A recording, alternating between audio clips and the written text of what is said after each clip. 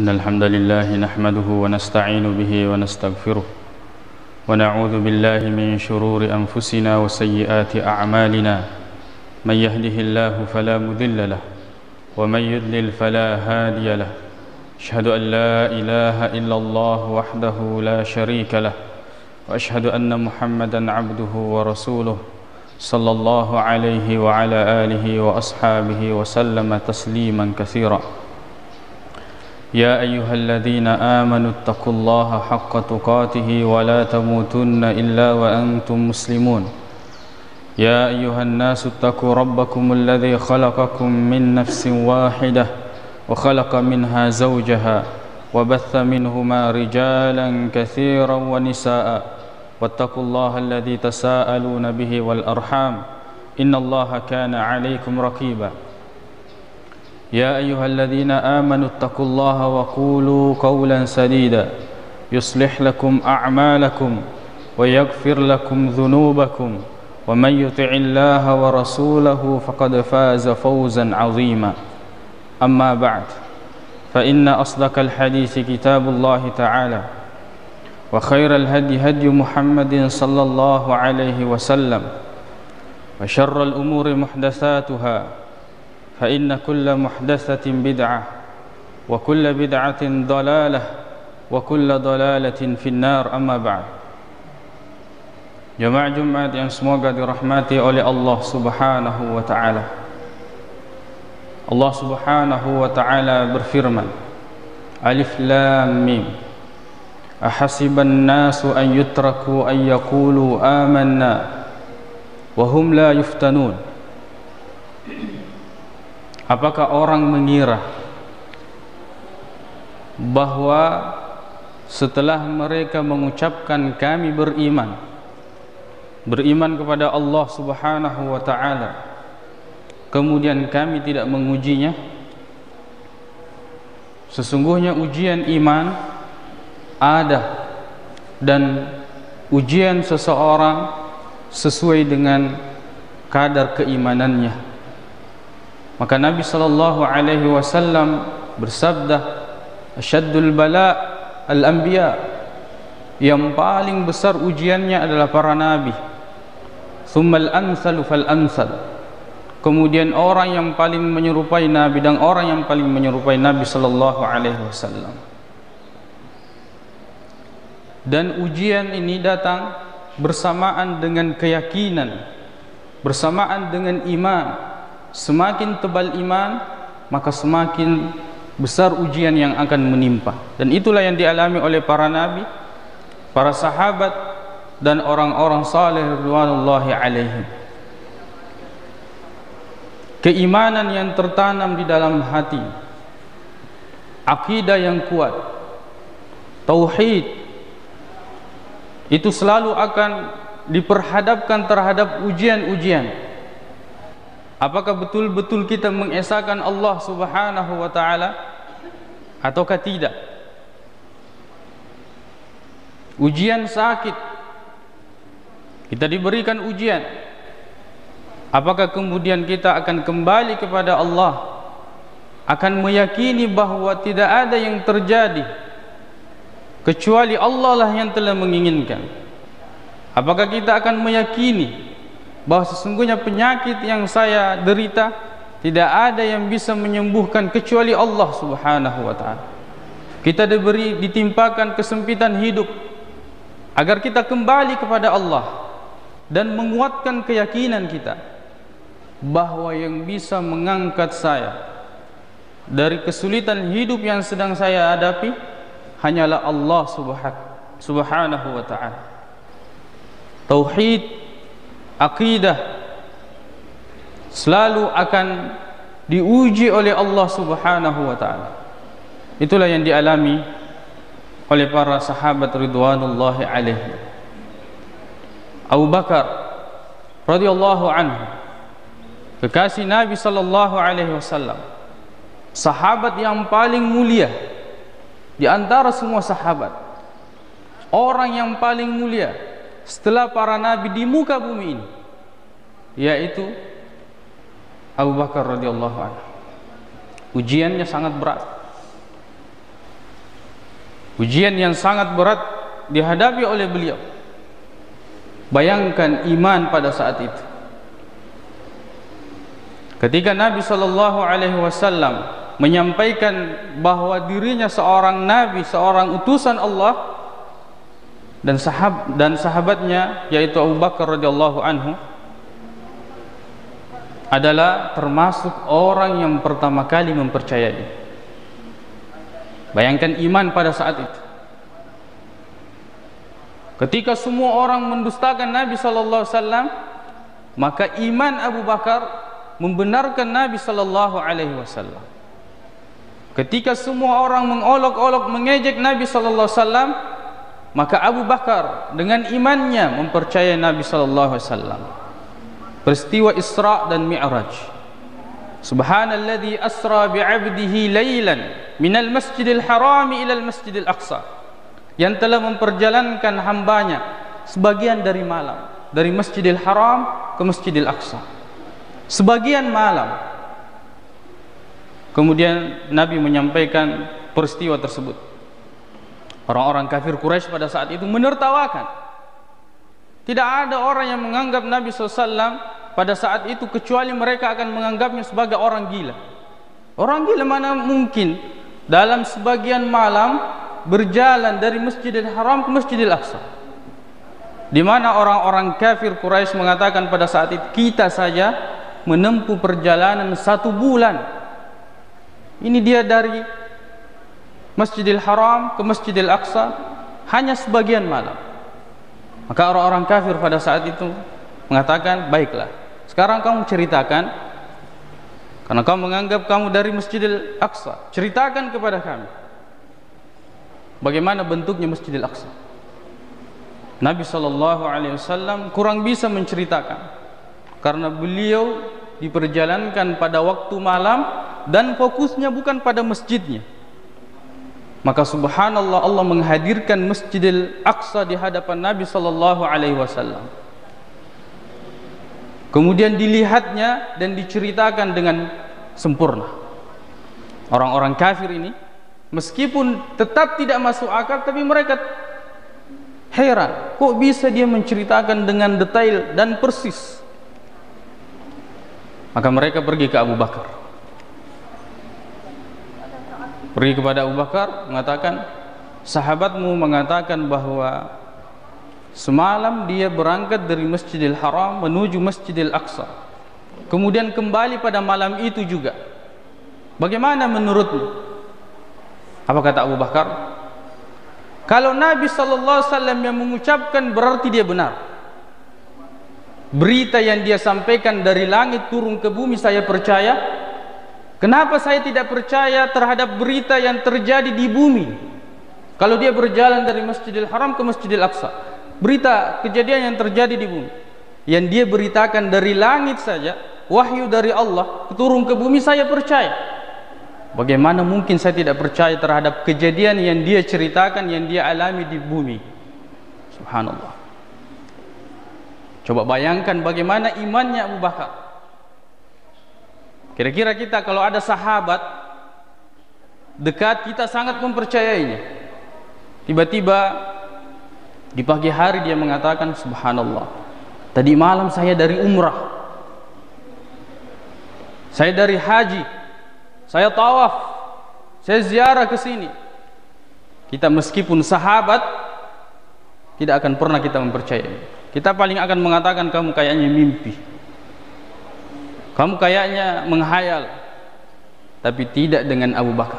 Bayangkan kalau kita di posisi Abu Bakar pada saat itu, apakah iman kita akan mengatakan benar Nabi SAW? Kita sekarang enak, ada sahabat yang mendahului, ada orang-orang saleh yang mendahului, kita ikut. Telah banyak contoh-contoh yang membuat dan menjadikan keyakinan kita semakin kuat. Itulah Abu Bakar radhiyallahu anhu. Bagaimana imannya pada saat itu, bagaimana akidahnya pada saat itu. Ketika semua orang menertawakan dan mendustakan Nabi, maka imannya Abu Bakar teruji untuk mengucapkan sadaqan Nabi sallallahu alaihi wasallam, benar Nabi sallallahu alaihi wasallam.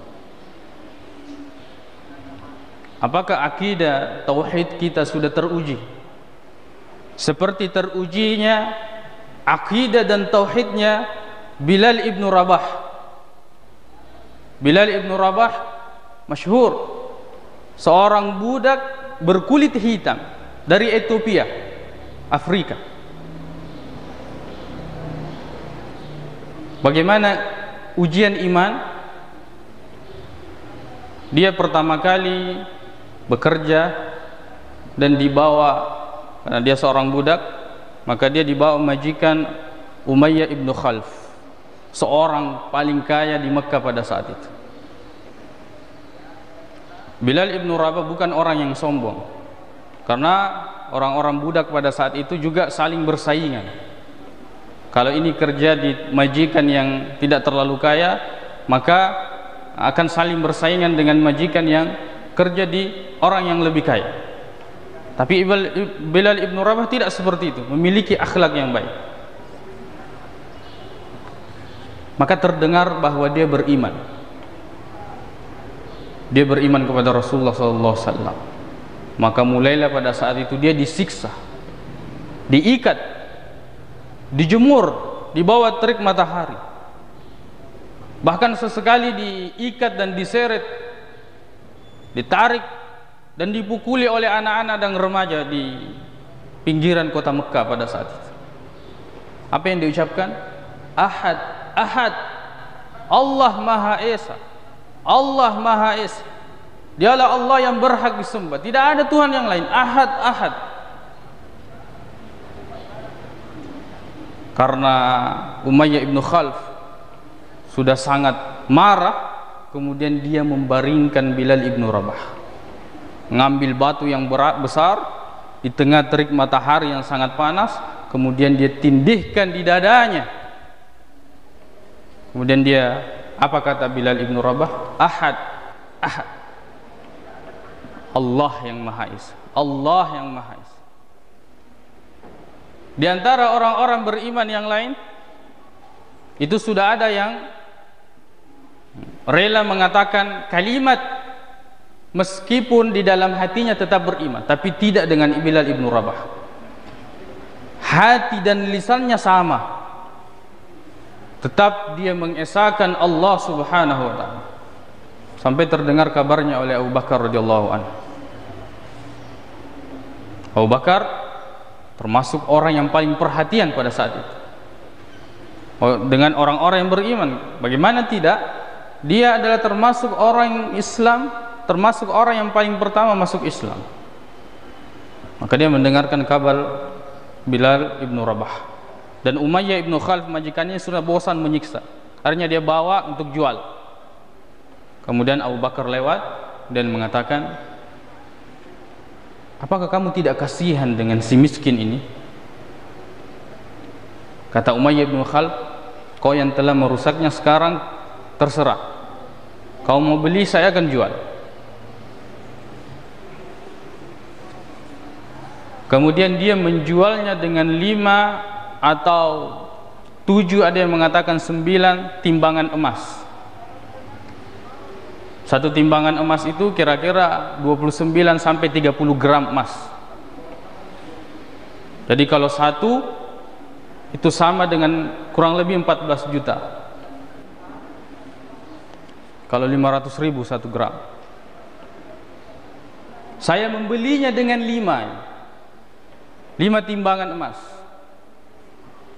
Kemudian Umayyah ibn Khalaf mengatakan, seandainya kamu tidak mau membelinya kecuali dengan 1 keping saja, 1 timbangan emas saja, 14 juta kurang lebih seperti itu, saya juga akan kasih. Apa kata Abu Bakar? Seandainya kau wahai Umayyah ibn Khalaf tidak mau menjualnya kecuali 100 timbangan emas, maka saya pun akan membelinya darimu. Kurang lebih 1 miliar, 1,5 miliar. Begitulah iman, begitulah tantangan tauhid, akidah, keyakinan kita. Jadi jangan menyangka bahwa setelah kita mengatakan amanna billah, kita beriman kepada Allah, kemudian kita ingin hidup enak tanpa ada ujian. Tidak.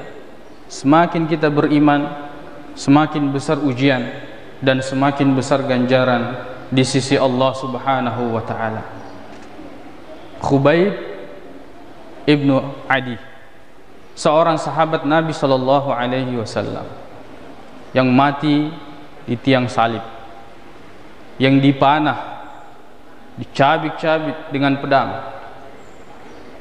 dan sempat ditawarkan, apakah kamu mau dengan istrimu selamat, kemudian Muhammad menggantikan kamu di sini? Apa dia katakan? Demi Allah, saya tidak senang saya dan istri dan keluarga saya selamat, sedangkan Nabi sallallahu alaihi wasallam tersakiti meskipun dengan setengah duri sekalipun.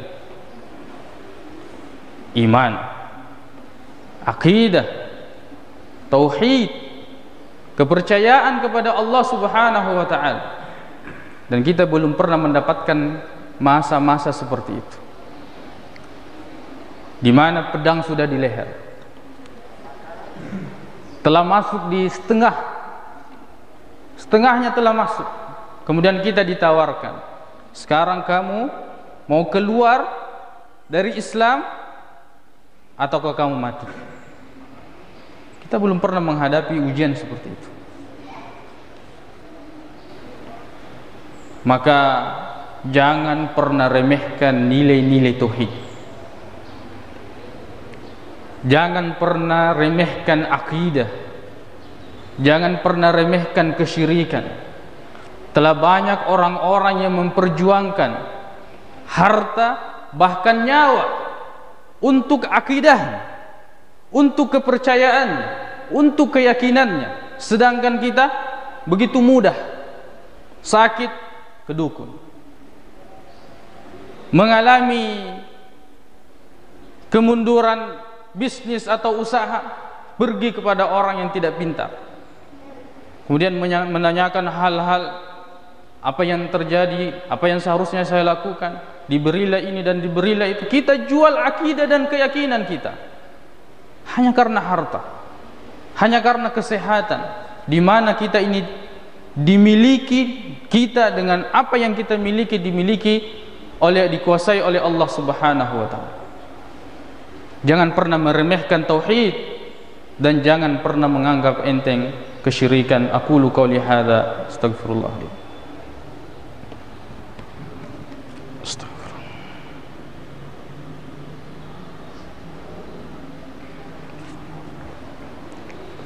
Alhamdulillahi rabbil alamin wal aqibatu lil muttaqin wala udwana illa 'alal zalimin. Asyhadu an la ilaha illallah wahdahu la syarika lah wa asyhadu anna Muhammadan 'abduhu wa rasuluh sallallahu alaihi wa ala alihi wa ashabihi wa sallam tasliman katsira. Amma ba'd.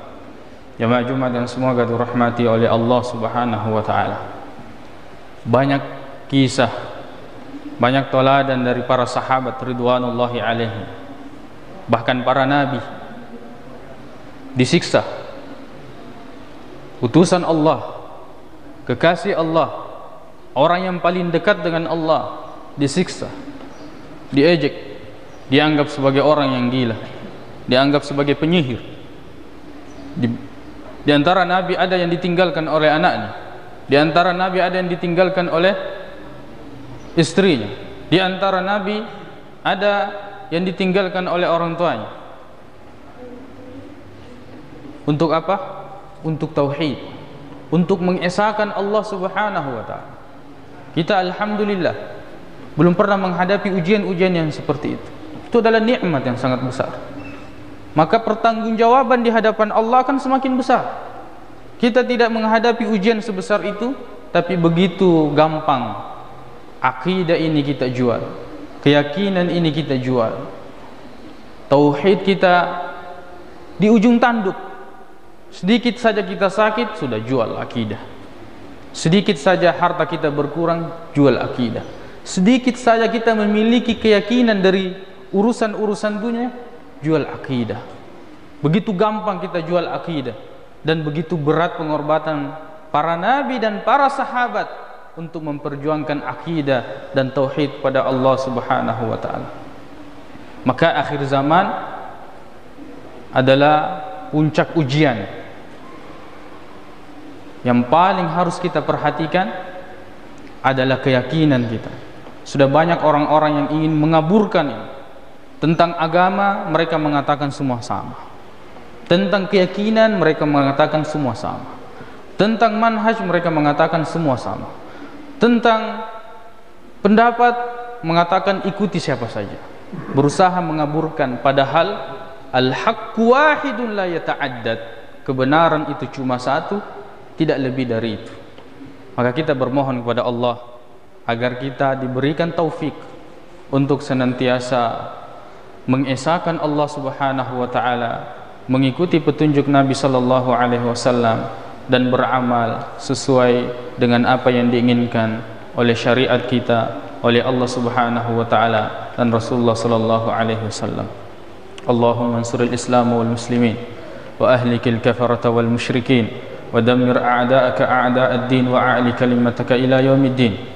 Allahumma ighfiril muslimina wal muslimat wal mu'minina wal mu'minat al ahya'i minhum wal amwat innaka sami'un qaribun mujibud da'wat.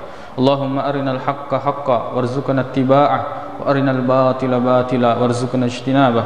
Allahumma inna nas'aluka al-huda wat-tuqa wal-'afafa wal-ghina.